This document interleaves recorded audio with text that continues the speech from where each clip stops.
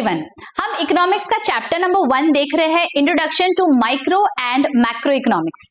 Last lecture में बच्चों हमने देखा था what is the meaning and scope of micro economics. अगर किसी ने अभी तक वो वाला लेक्चर नहीं देखा, I am giving the link in the i button above, go and check that lecture out. आज के इस लेक्चर में हम देखने वाले हैं what are the features of micro economics. तो आपकी टेक्स्ट बुक निकाल लीजिए एंड टेक्स्ट बुक में we are going to move to page number 3। ठीक है, पेज नंबर 3 पे है आपके features of micro economics. Detail में हम समझेंगे वन बाय वन। ओके, तो सबसे पहले देखो, first is study of individual units. क्या होता है देखो, micro economics is the study of the behaviour of small individual economic units like individual firm, individual price, individual household etc. हमने पिछले वाले लेक्चर में भी देखा था। देखो, माइक्रो इकोनॉमिक्स क्या करता है, एक इंडिविजुअल को स्टडी करता है, उसका बिहेवियर, उसके एक्शन स्टडी करता है। तो फीचर्स में सबसे पहला फीचर यही है दैट यहाँ पे हम ग्रुप का नहीं, इंडिविजुअल यूनिट्स का स्टडी करने वाले हैं। इंडिविजुअल यूनिट मतलब individual firm, individual prices, individual house hold etcetera. Right, हमने देखा था पिछले time.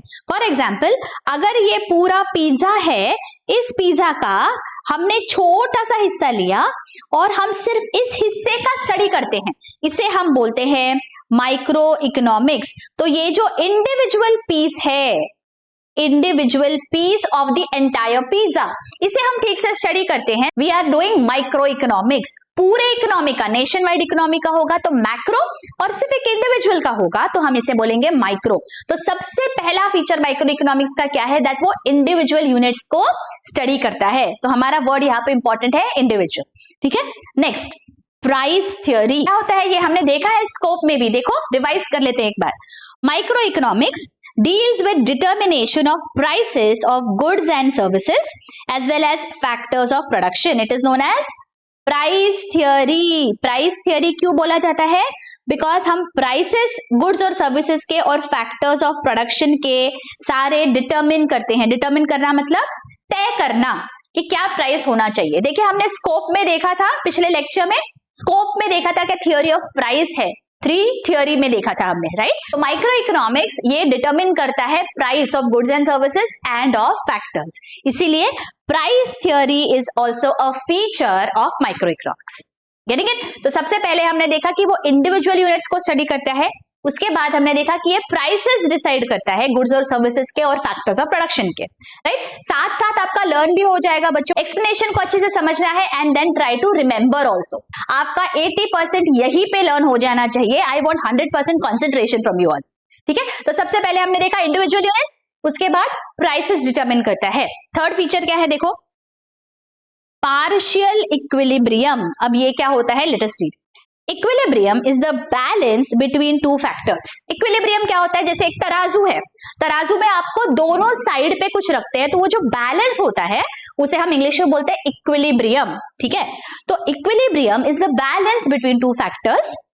Micro economic analysis deals with partial equilibrium which analyses equilibrium position of an individual economic unit. मतलब individual consumer, individual firm, individual industry etcetera. मतलब micro economics, जैसे हमने देखा कि इस पीस को स्टडी करता है, पूरे इकोनॉमिक को स्टडी नहीं कर रहा है, बस इस पीस को स्टडी कर रहा है। तो इस पीस का वो इक्विलिब्रियम करता है, पूरा नहीं, सिर्फ उस पीस से रिलेटेड, इसलिए उसे हम पार्शियल इक्विलिब्रियम बोलते हैं। The word that we are using here is partial equilibrium which analyzes equilibrium position of individual economic unit। देखिए, इंडिविजुअल से ही रिलेटेड होता है micro economics.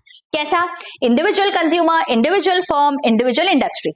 It isolates an individual unit from other forces and studies its equilibrium independently। मतलब ये जो पूरा unit है, पूरा पिज्जा है, इसमें से ये वाला पोर्शन हमने अलग से निकाला, उसका इक्विलिब्रियम जब हम स्टडी करते हैं उसे हम बोलते हैं partial equilibrium. So that is a feature of micro economics. Macro economics में हम जनरल इक्विलिब्रियम देखने वाले हैं, यहाँ पे हमें देखना है पार्शियल इक्विलिब्रियम। Getting it? तो यहाँ पे partial equilibrium is again one of the features of micro economics. Next feature, based on certain assumptions। हमने देखो बहुत मैथ्स और साइंस में बहुत बार ये हमने assumptions किए हुए हैं। मैथ्स में आप हमेशा देखो कुछ भी स्टार्ट करते हो तो हम बोलते हैं let us assume that this is x, right? या फिर जब हम साइंस में कुछ एक्सपेरिमेंट्स करते थे स्कूल में, तब हम क्या करते थे? We used to assume certain things, isn't it? इसका क्या मतलब है? आपको कुछ थियोरीज अगर प्रूव करनी है तो आपको कुछ अज्यूम करना पड़ता है। अज्यूम मतलब आपको मान के चलना पड़ता है दैट ये चीजें हैं, इवन दो रियलिटी में वो शायद नहीं है, राइट? लेकिन आप अज्यूम करते हो ताकि आपका जो आपको एक्सपेरिमेंट करना है, आपको जो थ्योरी प्रूव करना है, उसका आपको स्टडी करते आए, वो थ्योरी को आपको प्रूव करते आए, इसलिए you have to make certain assumptions। Every field has some assumptions। तो यहाँ पे भी इकोनॉमिक्स में भी दिया गया है that micro economics is based on certain assumptions। वो कौन से assumptions है? See, micro economics begins with the fundamental assumption other things remaining constant। ceteris paribus word है यहाँ पे। ceteris paribus का क्या मतलब होता है? other things remaining constant। for example, I want to study the correlation between demand, supply and price of a commodity। लेकिन price क्या सिर्फ डिमांड और सप्लाई पे डिपेंड करेंगी? बहुत सारी चीजें प्राइस को अफेक्ट करेंगी। क्या ज्योग्राफी है, कौन सा सीजन है, कौन सा डेमोग्राफी है, राइट? बहुत सारी चीजें अफेक्ट करने वाली है। लेकिन मैं अगर सारी चीजों को देखूंगी तो I will never be able to prove anything. So that is the reason मैं अगर ये स्टडी कर रही हूँ तीन फैक्टर्स को, तो मैं सोचती हूँ बट बाकी सारी चीजें कांस्टेंट है, मतलब एवरीथिंग एल्स अगर साथ सेम रहा तो फिर डिमांड, सप्लाई और प्राइस में क्या कोरिलेशन है, प्राइस और सप्लाई में क्या रिलेशन है, प्राइस और डिमांड में क्या रिलेशन है, only then I will be able to study. So that is the reason ये जो ceteris paribus है ये बहुत इंपॉर्टेंट assumption होता है हमारे इकोनॉमिक्स में, ठीक है? आगे क्या दिया है देखो, परफेक्ट कॉम्पिटिशन। अब कॉम्पिटिशन कभी परफेक्ट होता है क्या? परफेक्ट कॉम्पिटिशन मतलब क्या? मतलब आप जो चीज बेच रहे हो, same price, same quality, everything is the same बाकी सारे मार्केट में, इसे हम बोलते हैं परफेक्ट कंपटीशन। नाउ अगेन, ऐसा कभी भी रियलिटी में नहीं होता है, लेकिन फॉर प्रूविंग सर्टेन थ्योरीज हम इसे अज्यूम करते हैं। ओके, लेजिस फेयर पॉलिसी, इसका क्या मतलब होता है? जहां पे गवर्नमेंट का जो इंटरवेंशन है वो बहुत कम हो। अब ऐसे तो नहीं होता, गवर्नमेंट के बहुत सारे टैक्सेस होते हैं, ड्यूटीज होते हैं, तो इंटरवेंशन तो होता है, लेकिन हम यहाँ पे कुछ थ्योरीज प्रूव करने के लिए ये assumptions करते हैं, ठीक है? Pure capitalism, full employment etcetera, तो ये सारे जो भी है these are examples of assumptions that are done in economics, ठीक है? These assumptions make the analysis simple।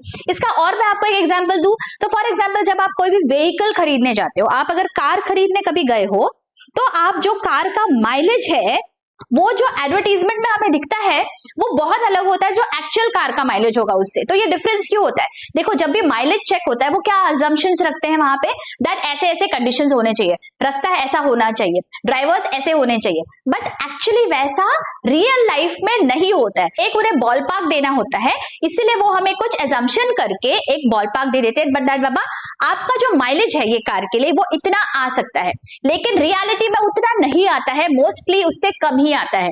सो ये एक एग्जांपल है जो हम रोजमर्रा की जिंदगी में भी देखते हैं, राइट? तो ऐसे ही assumptions इकोनॉमिक्स में भी होते हैं, ठीक है? तो हमारा फोर्थ पॉइंट हो गया assumptions। फर्स्ट पॉइंट हमने क्या देखा था? इंडिविजुअल यूनिट्स को स्टडी करता है। सेकंड देखा था प्राइसेस को स्टडी करता है। थर्ड हमने देखा partial equilibrium.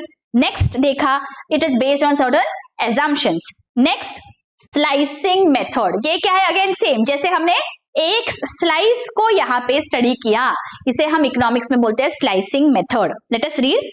Microeconomics uses slicing method. It splits or divides the whole economy into small individual units. उसे split किया जाता है and then studies each unit separately in detail। यही हमने देखा पिज्जा वाले एग्जाम्पल में।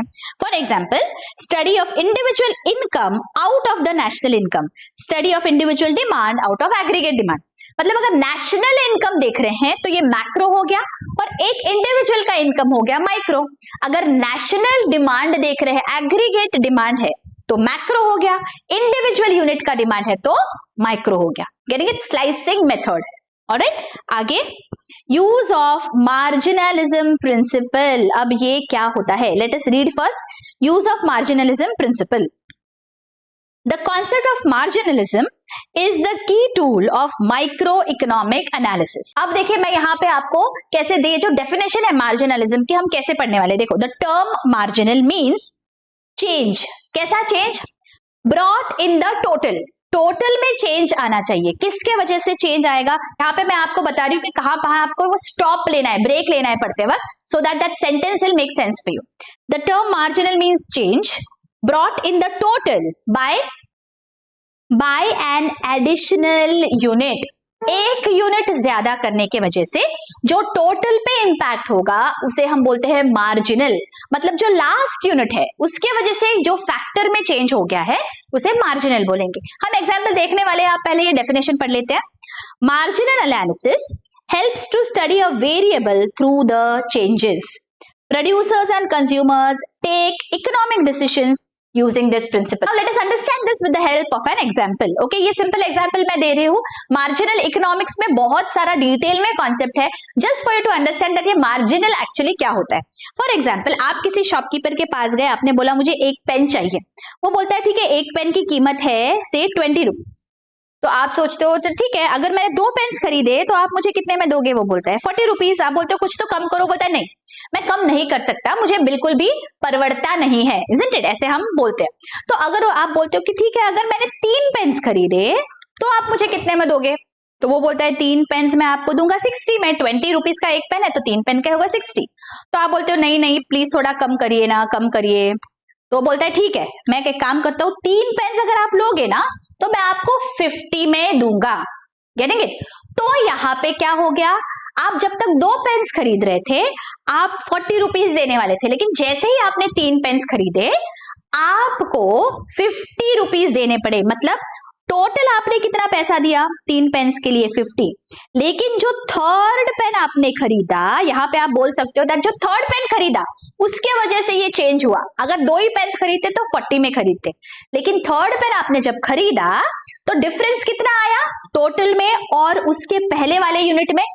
2 यूनिट खरीदे तो 40 और थर्ड यूनिट एक्स्ट्रा खरीदा तो 50 रुपीज। इसका मतलब क्या मैं बोल सकती हूँ, जब तो थर्ड पेन था आपका, आपको एक्चुअली उसके सिर्फ 10 रुपीज ही देने पड़े, isn't it? थर्ड पेन की वजह से डिफरेंस आया है ना। तो इसे हम हमारे इकोनॉमिक्स के लैंग्वेज में बोलते हैं this is the marginal difference in the cost. Marginal मतलब एक एक्स्ट्रा यूनिट, 2 यूनिट से एक एक्स्ट्रा यूनिट आपने खरीदा तो आप जो टोटल पे करने वाले थे उसमें डिफरेंस आ गया। वो जो डिफरेंस है उसे हम बोलते हैं मार्जिनल कॉस्ट, मार्जिनल रेवेन्यू, ये मार्जिनल यूटिलिटी, ये सब आप आगे चल के सीखने वाले हैं डिटेल में। बट ये जो कॉन्सेप्ट है मार्जिनलिज्म का, ये आपको समझा, एक यूनिट एक्स्ट्रा हो गया तो कॉस्ट में, रेवेन्यू में क्या चेंज आता है इसका हम स्टडी करते हैं, तो इसे हम बोलते हैं मार्जिनलिज्म। Getting it? समझ में आ गया? ओके, तो ये भी स्टडी करता है हमारा माइक्रो इकोनॉमिक्स। ऑलराइट, आगे analysis of market structure, market के स्ट्रक्चर को एनालाइज करना। मार्केट स्ट्रक्चर्स क्या होते हैं ये भी हम बहुत डिटेल में आगे देखने वाले हैं। मार्केट स्ट्रक्चर मतलब अलग अलग टाइप के मार्केट्स होते हैं। ऐसा मार्केट जहां पे सेम चीज, same quality, same everything is the same, वही सारे लोग बेच रहे हैं, सारे जो सेलर्स है वो बेच रहे हैं सेम चीज सेम प्राइस पे, उसे हम बोलेंगे परफेक्ट कंपटीशन। ओके, ऐसा होता नहीं है बट ये एजम्पशंस है। तो देखो मार्केट स्ट्रक्चर क्या है, परफेक्ट कंपटीशन, मतलब जो चीज है, जो गुड्स है वो सब सेम एक जैसे रहने वाले हैं, उसे हम बोलते हैं परफेक्ट कंपटीशन। ऐसा मार्केट हो सकता है जहां पे बेचने वाला जो है, सेलर है, वो सिर्फ एक है लेकिन बायर्स बहुत सारे हैं, buyers are many and seller is just one, उसे हम बोलेंगे ये मोनोपोली है। हम ये वर्ड बहुत बार यूज करते हैं ना, इसका तो मोनोपोली है। मोनोपोली मतलब एक ही बंदा है या सिर्फ एक ही ग्रुप ऑफ सेलर्स है उनका चलता है। They can now dictate the terms to you because उनके ही पास वो पावर है सेल करने का, तो उसे हम बोलेंगे मोनोपोली। ठीक है, और क्या होता है, मोनोपोलिस्टिक कंपटीशन, ओलिगोपोली एटसेट्रा, ये बहुत डिटेल में हम आगे चल के देखने वाले हैं, अलग से चैप्टर है हमें। ठीक है, तो ये जो अलग अलग मार्केट स्ट्रक्चर्स है इसे भी हम स्टडी करते हैं माइक्रो इकोनॉमिक्स में।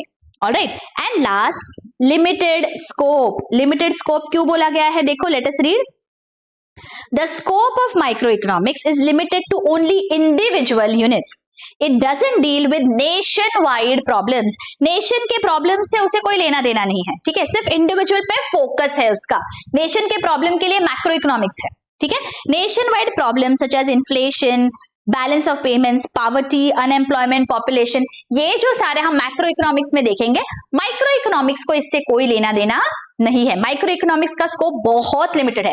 माइक्रो इकोनॉमिक्स को सिर्फ इंडिविजुअल दिखता है, जो नेशन वाइड प्रॉब्लम्स है वो माइक्रो इकोनॉमिक्स में स्टडी नहीं होते। तो ये 8 फीचर्स है बच्चों माइक्रो इकोनॉमिक्स के। यहाँ पे मैंने आपको अच्छे से एक्सप्लेन किया है, लेकिन एग्जाम में आपको रिकलेक्ट करने के लिए there I can give you a short form, जिसे हम एक्रोनिम बोलते हैं या जिसे हम बोलते हैं निमोनिक। आपको एक यहाँ पे शॉर्ट फॉर्म दे सकती हूँ, जिसे मैंने यहाँ पे बनाया है स्पैमीज। ओके, नाम थोड़ा अजीब है, लेकिन आपको बस इतना याद रखना है तो आपको सारे फीचर्स आपके यहाँ पे कवर हो जाएंगे। Let us see one by one. S से क्या स्टार्ट होता है? एस से स्टार्ट होता है आपका लिमिटेड स्कोप। ओके, जैसे हमने देखा दैट स्कोप लिमिटेड है, नेशन वाइड प्रॉब्लम से इसे कोई लेना देना नहीं है। पी से स्टार्ट होता है price theory, P for price theory. A starts for assumptions। Okay, it is based on various assumptions। ठीक है। एम 2 दिए हैं, एक एम है आपका मार्जिनलिज्म प्रिंसिपल के लिए और एक एम है for your market structure. I stands for individual units. It is a study of individual units. E and S. E is your partial equilibrium and S stands for slicing method. ठीक है, इस तरह से देखिए, अगर ये स्पैमीज word आपने याद रखा तो फीचर्स ऑफ माइक्रो इकोनॉमिक्स आपको बराबर से याद हो जाएंगे। ठीक है, इसी तरह सारे जो भी आपके आंसर्स है इकोनॉमिक्स में बच्चों, अगर आपको जो भी शॉर्ट फॉर्म आपको याद रहे ऐसे आप बना लेंगे, आप निमोनिक बना लेंगे, तो आपके लिए आसान हो जाएगा एग्जाम में फटाफट से रिकॉल करना। अगर आपको कोई और निमोनिक बनाना है, कोई और एक्रोनिम आपको याद रखना है, आप वो बना लीजिए, but ensure that you cover all the 8 points. ठीक है, आई होप यहाँ पे आपको बहुत अच्छे से समझ गया है लेक्चर। अगर लेक्चर्स अच्छे से समझ रहे हैं, don't forget to hit the like button और मुझे कमेंट करके जरूर बताइए बच्चों, your comments truly keep me motivated. मिलती हूँ आपको अगले लेक्चर्स में। Till then take care, bye bye.